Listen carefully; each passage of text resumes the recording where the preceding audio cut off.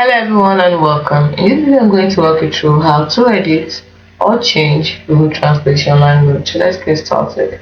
So from Google Chrome homepage, you click on it to the top right corner, scroll all the way down until you see settings, then click on settings, and then left side here click on languages. On the right here you scroll down until you see Google Translate, and here it is. I want to edit languages.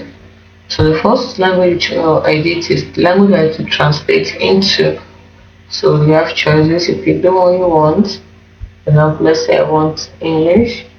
Then you choose the one language that automatically translates. So then once this is that language to automatically translate it into English.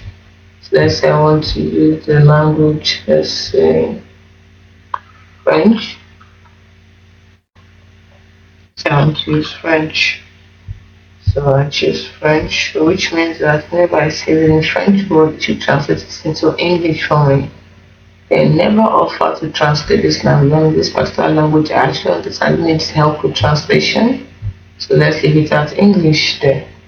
So it's as simple as that. Hope you found it really helpful. Do not forget to like and subscribe.